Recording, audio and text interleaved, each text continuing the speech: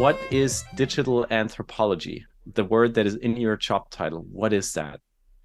Yeah, excellent question. I get it a lot. So digital anthropology is, well, if you think about what traditional anthropology is, which is about studying cultures and communities, digital anthropology is simply the study of human cultures and communities in our digital age. So recognizing that community can be go beyond a physical space, right? It can be in digital spaces. And now we're able to build all kinds of new communities and connect people that were not connected before.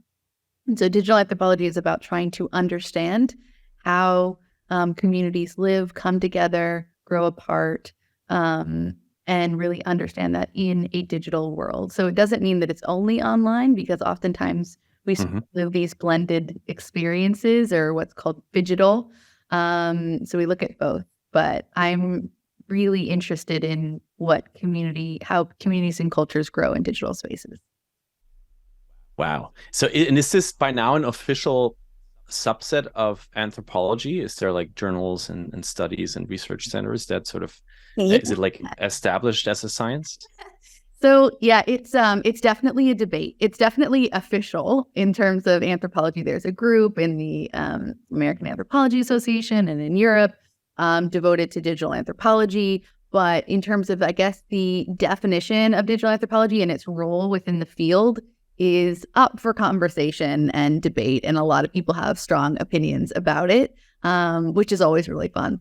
But I guess that maybe a way to think about it is, I guess for me, when I think about digital anthropology, I think, well, it should be part of all of anthropology, because there isn't there's medical anthropology, there's Hmm. all kinds of different types of it. All of it touches the digital world, right, in some form. So I personally have a hard time separating anthropology and digital anthropology, because they overlap so much, but that's a debate. And then of course I really focus as a digital anthropologist in how to create more tools and technologies to study people in digital spaces, because digital anthropology is also just about how to do that, right? Because it's not just studying somebody looking at a smartphone, but saying, actually, how do we study these experiences in the digital world, which require completely new toolkits, right, to do that. Hmm. You can't It just. sounds like you're actually trying to solve like some of the biggest questions or issues out there. I mean, what you just said about smartphones. I was wondering about the future of work, which is sort of the umbrella of what we do here on Remote Daily. Why is digital anthropology the future of work? What would you say? Yeah, I mean, I guess when I think about it, you think about an organization and you think about the people within it and the leaders within it. And I guess in my perspective, really at the end of the day, the most important job of any organization is to understand the people they serve better than anybody else. That's inside of their organization and outside. And if you really boil it down to that, and the success of that is how well you're really understanding your employees and your customers, the more Hmm. successful you are. Well, we live in a world where these people that we're serving live multidimensional digital lives. And so we need to be much more thoughtful about how we Hmm. understand who they are and the sort of stretchiness of the identities and the communities that they're a part of. And so digital anthropology literally blends data science and anthropology together to make sense of that. And so we're all about making sure we're more accurately seeing cultures and communities, because, of course, insight when it comes to organizations is key. There's tons of consumer insight teams, human resource teams are always trying to understand employees. That's not new. What we're trying to do is say, I think we need new ways to make sense of what's out there, because we might be missing a lot of nuance. Hmm. Before we talk about examples for that, and by the way, Katie, I also wanted to put you on the spot and ask if you have a question for the room. But before that, how did you find your way into this field? I mean, obviously, all of us right now, all of us in this room are kind of digital anthropologists, because we're all trying to figure out like how this can work for us. The meditation that you just took part in is just one example where we blend physical and digital while our minds are in the Zoom call. We actually have an expression of things that we can influence our body feeling with, even if you're sitting on a chair somewhere. We are still sharing this moment with everyone. So we're all trying to figure this out. But how did you make your way into this field and decided to make this your life as a researcher? Yeah, I mean, I think like most people, I have quite a squiggly career and like experience. But yeah, I started out, I think I graduated I did my undergrad in journalism and then graduated the year that the magazine industry was like, whoa, Twitter launched and it was a whole thing. And so I went to work at a social media agency to sort of see what that world was like. And that was a really interesting time. And I became kind of obsessed with this question that I kept getting from a lot of clients, which was like, nobody understands how people behave in these digital spaces. Are they changing? What's different? And I had the opportunity to go to a graduate program that had just started called Online Communities, which was essentially the study of digital spaces. And this was back in like 2008. So really early days. Nobody really knew what it was. It was experimental. And it was taught by different teachers around the university. So it was really interdisciplinary in terms of what it was taught, as well as experts in the field. And we were all sort of immersing into gaming platforms to understand what people in World of Warcraft were doing in digital spaces and then in physical spaces. Second Life was a big thing back then. And we were all kind of building tools and trying to understand the difference between how we form community in physical spaces and how we form it in digital spaces. And at the time, it was really thought that those were separate. That's not a concept anymore that's popular, but it was just I was just really interested in that. I nerded out. Everything in my body was like, I want to understand this world. So I went and worked in market research after finishing my graduate program. And that was really interesting. I had the opportunity to build a toolkit of new methods with cultural anthropologists to study healthcare across the United States. And it was a really interesting time for me. Wow. And then I got kind of bored in market research because I wanted to start solving things. I was like, I have all these insights and ideas about culture. What can we do with it? How can we make a difference? And so I went to an innovation firm called What If Innovation and spent almost a decade there. We were actually acquired by Accenture. So that's sort of how that path happened. And I ran a digital anthropology lab there because really good innovation is all about understanding human problems. And so our lab was committed to like, how do you understand problems in cultures and communities? And I was an innovation strategist with an expertise in that. Before we talk about how to use the data and come to analysis and solution, how do you actually, because this is a huge thing right now in Web3, which is also part of like, we own our data, we don't want to give it to anyone. How do you actually come up with data? Like, how do you create this, what do you call social data? And how is it different from maybe other types of data? Yeah, that's a great question. I mean, I think, so when I think about data, I think about like qualitative and quantitative data. So there's data that's all about numbers. So those are like what you do, where you go, and it can be quantified pretty easily. How many times did you click on that? How many times did that word come up? On the others, and that's oftentimes like big data, right? And it's really easy to gather a lot of it and come up with some great numbers and insights around that. But oftentimes big data can actually be quite thin because it doesn't tell you why anyone did anything, right? The other side of that is what we call thick data, which is more qualitative in context. And that's the actual raw conversation stories. It's the nature of what we're doing right now. It's qualitative. There's a lot of implicit meaning within it. Context is extremely important. There's nuance. Silence is there, right? These are things that are not easily captured by numbers. And so digital anthropology is trying to say, well, how do we bring meaning, that qualitative data and blend it with big data so that we're not losing the meaning behind what's happening in the world. Wow. Okay, my mind is kind of blown. So let's talk about an example, because you just mentioned like gaming communities, and we have seen, of course, gaming communities having issues and struggling with a couple of things, but mainly gaming communities are there for people to escape, to have fun, to to compete, and it's usually a positive vibe to it. But you have looked into some groups or communities that are like really doing extreme stuff towards steering towards the negative. And I think one was a far right group that convened on Telegram, around the election in Brazil, if I'm not mistaken. Yeah. So can you share some learnings? Like, how do you do the research when it comes to a close group like that? And how do you then use it to solve the problem that led to the actual formation of the group? Yeah, I mean, I think in this case, I'll just give a little bit of context. So we worked with so another side thing that I've been working on is I run a nonprofit all about digital anthropology supports for good. We work with UNESCO, and we ran we recently published a paper about this, or we will be. And essentially, in Brazil, there's a digital anthropologist named Leticia Cesarino, and she's been really interested in trying to understand far-right groups in Brazil. And she realized that just going in and sitting in a chat room and watching what people are saying and try to understand some of the signaling and context, she was missing so much of what was going on because it was really multi-layered at a systemic level in terms of how these different groups were connecting. And she's like, you know what? As an individual, I can't really make sense of this. She's like, I need data scientists that can actually start to connect these dots.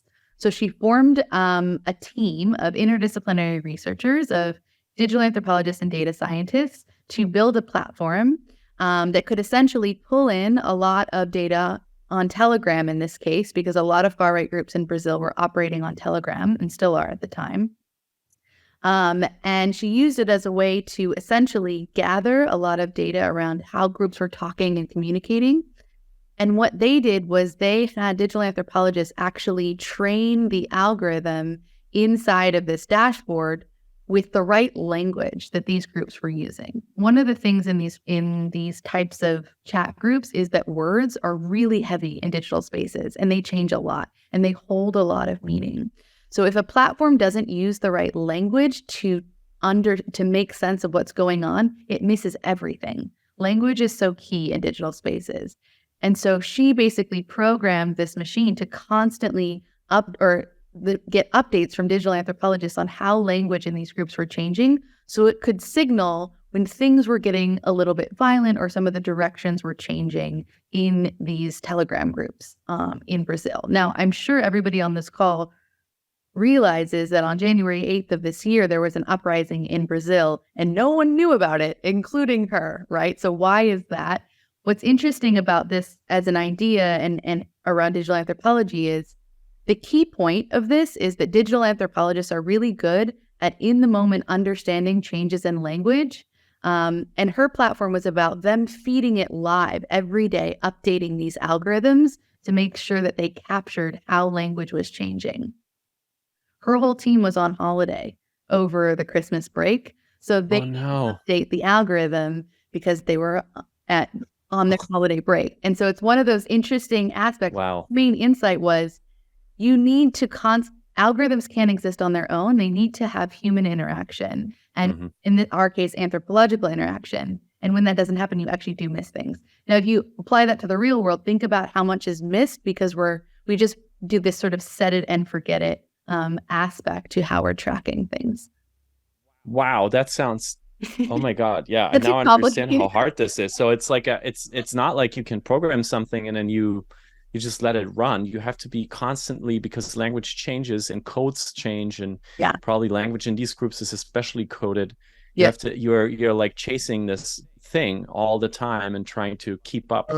Fascinating, and probably much faster changing than in an in-person community where it can take like months or years because they only gather, rarely for things to change.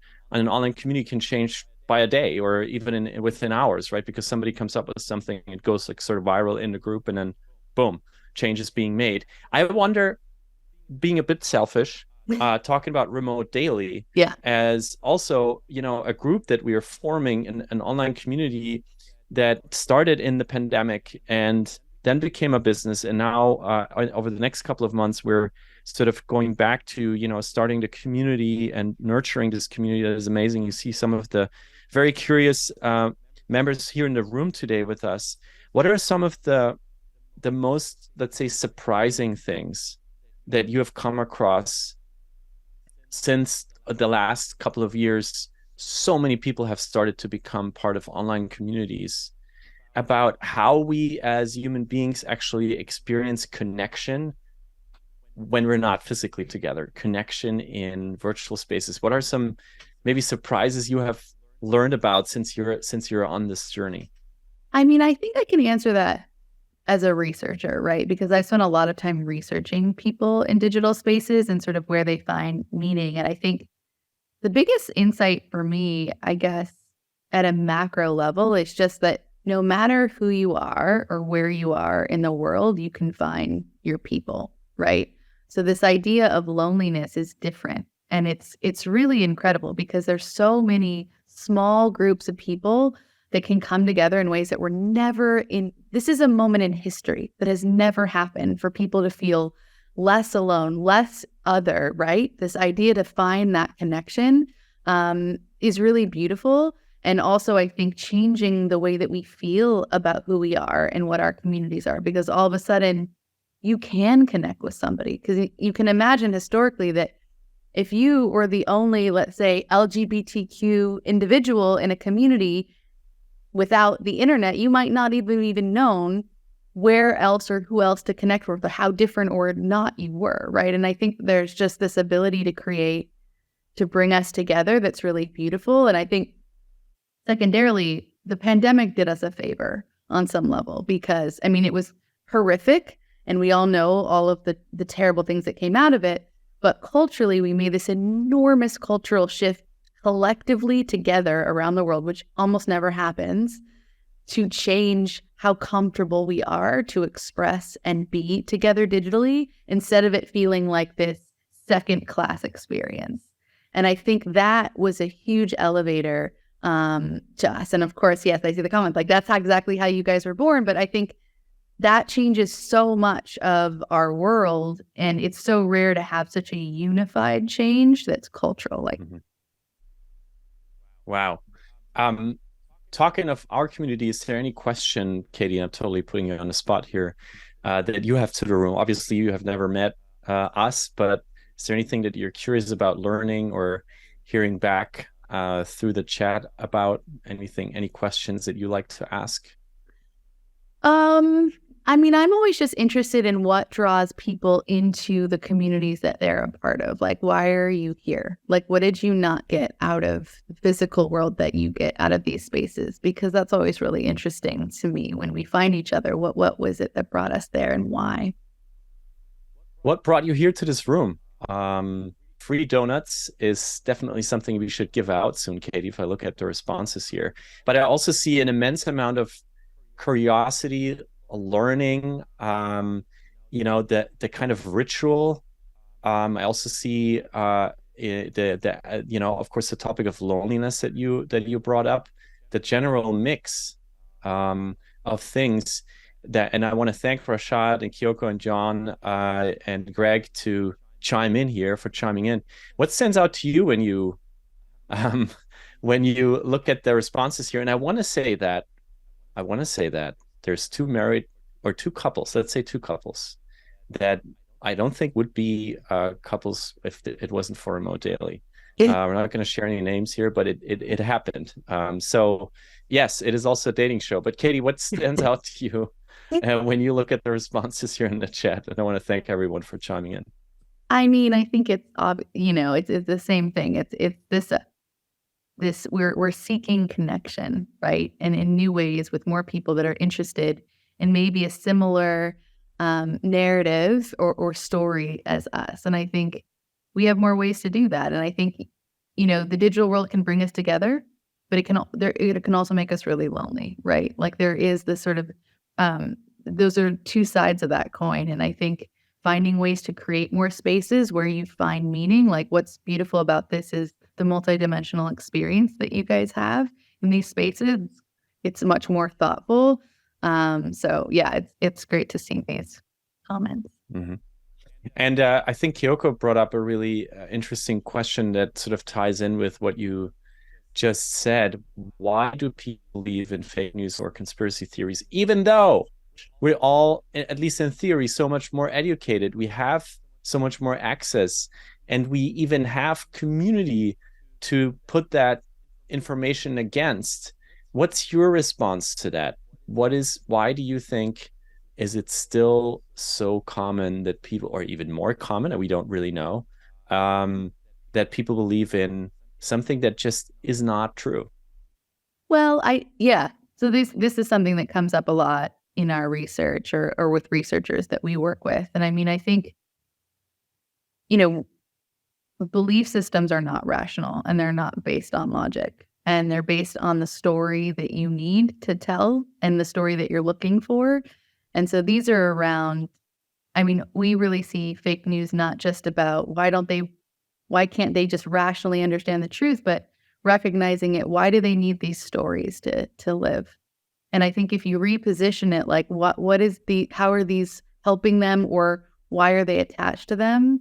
And looking at those deeper seated beliefs that are underpinning that, as a way to sort of drive and understand it better. And I think digital anthropology is a great method for studying, fake news and these kinds of ideas. And there's tons of digital anthropologists literally like working right now on the front lines of Ukraine and in the war, trying to work on that, and try to understand it live in the moment. But wow. I think these belief systems are deeper, and they require a much more different questions than just it's not true. That's not, So what you're hinting at is that the answer is not necessarily found online. The answer is a deeper societal answer, maybe a more systemic answer than what it looks like on the surface. And I don't know, Kyoko, if this is a helpful response, but I think it points to the fact that it's not somebody who just believes in something that isn't true. It is somebody that maybe has experienced the outside world as something that doesn't serve them, and therefore turns to other solutions or other responses. I also wanted to come to Rashad's response here, to Rashad's question, who's asking about focus groups. So when you actually do digital anthropology, Katie, is the term that the system of focus groups that Rashad quotes here from CPG, which I guess means consumer product groups, goods, packaged goods, consumer packaged goods. Is that still a thing when it comes to digital anthropology, or how do you find the groups that you actually monitor? Yeah, so focus groups are not necessarily part of digital anthropology in the traditional sense of what a focus group is. The way that we think about focus groups, focus groups is about having a collection of people together talking about a particular concept moderated by a moderator. We kind of take that concept and say, actually, the internet is the world's largest focus group in the world. And so you can take any topic and lots of people are coming together in different forums, sharing their ideas without you even asking them, which is much more interesting because they're not probed by you or influenced by you or by your brand or product or whatever it is. And so we take the concept of focus group, but like reapply it to say, actually, there's almost like wild data out there that is untouched by your own points of view that can actually be powerful in that sense. Interesting. And I guess Reddit is probably a great example, because to almost every topic in the world, right, you probably find like a wild data source. Totally. I would say that, like, from a social perspective or social intelligence perspective, let's say forums are the most incredible place to find out what people don't know, or the questions that they have, or their curiosities or fears. Because I always give this example, it's like when you get some sort of like weird scab or growth thing on your arm, you don't like wait a week and call your doctor. You immediately go online and you Google it because somebody else has had that before. And it's like, it's a really interesting way to track, what people are thinking about and what they don't understand. Whereas other platforms like Medium or blogs can be interesting when someone feels like they know something. And that's a really interesting angle too. Like, every platform tells a different slice of people's perspectives, right? And you use it as a different way to understand a larger culture. And John, who is always here when it comes to amazing quotes, just shared something I'm just going to read out loud. Beauty is not who you are on the outside. It is the wisdom and time you gave away to save another struggling soul like you. Mic drop. Thank you, John. And Katie, back to the real world and about the hard money. I'm wondering who hires anthropologists, because what I see right now and what I find really interesting is community is becoming an industry. Community is becoming a job. Community is becoming a profession. Community has always been there since, I guess, we existed, but community now for digital companies that have maybe a remote workforce and headquarters and have a really hard time to bring that together, are doing more, are hiring community people. They give them various fancy names, but it always comes down to, I have to find a shared values in this group. I have to see what people are up to. Maybe they're in some sub communities already in the work communication platform sometimes, but I have to turn my company into a community. Who hires digital anthropologists and why? Like, where do you come into this picture? So, I mean, all kinds of fields hire digital anthropologists because of, and they don't always have that title, by the way, but they are people that are working in and around this space. You know, public policy makers, right, can take on digital anthropology as a skill set because they are serving a community, right? And they need to understand their needs. Whereas you have, marketing teams or innovation teams that need to understand cultures and communities around different brands or companies. I mean, I kind of think that any kind of organization is made up of communities, not necessarily the ones they created themselves, but the ones that are interacting in and around their category or their space. And so everyone on some level needs to understand what's going on in these spaces to stay informed and connected and also in conversation, right? With these groups of people. So I think our perspective, I guess, at like our nonprofit is that every organization that has a data scientist that's like a digital analyst, because otherwise you're not making sense of that data as well. And so we want to work side by side. We're not in competition. It's more about collaboration. So how do we have more of that interaction and collaboration to start to see this data as people, right? And then reframe our perspective on what is data and and then that goes into like ethics and privacy and all of these things that we care about as well. Wow, that's a call to action. So if you're a tech company, or if you're working with a tech company or you're listening right now, and you have a lot of data people, data scientists, data developers, you need to digital anthropologists too, to understand, as you just so beautifully put it, how do you say it? The human, like data is actually a human? Is that what you said? Yeah, data is people, like it's about people. Yeah. We kind of started to lose that, as we became much more technical in our language and how we, like the idea of processing it and things like that. And is there actually, like, now that we're obviously looking towards a time where, as you said, we had this collective moment of understanding we can be together virtually and it actually can help us. Yeah. And now the physical world has come back with all its lures and, its amazingness. When you live in the summer in a big city, you have now, again, a bouquet of options that you can do every night out there in the physical world, while the virtual world consistently keeps being evolving. And you're part of the Metaverse Council, which we'll talk about in a minute. But before that, is there data that shows how our physical bodies are evolving because of the fact that we're now both? We are here. I'm right now connected. You're in my head when you talk, even though I'm sitting looking at a camera. We have a very strong connection right now, audibly. So what does that do with my body? Is there any data on that? Is there any digital anthropology study that has studied this digital life and how it changes us? I wish I had a better answer for you on that. I know we talked about that before as well. I mean, I don't have any specific example on that, but what I do know, and this is a collective conversation with digital anthropologists in general, this topic specifically, and this is almost like our call to action on some level, which is this idea that, technology and the internet are just changing what it means to be human. Full stop. Basically what you just said. And as a result of that, we can live many different lives, stretching our identity. We can experience the world. We don't need our bodies in the way that we used to, especially in places like the metaverse, right? And so the human experience has expanded, and we don't really know what that means yet, but we do know that we're experimenting with that and stretching it. Mm-hmm. And, we actually wrote an article for the World Economic Forum about the metaverse and this sort of concept of just talking about how important it is to sort of reframe and think about how these spaces are changing people and how we need to be really thoughtful about how we interact in them, because we're in this sort of changing moment for humans. Wow. I hope we can share this article in the chat. Is it from your organization, Liiv Center? Is that the author of the article? I'll pull it up at a break and I'll put it in the chat.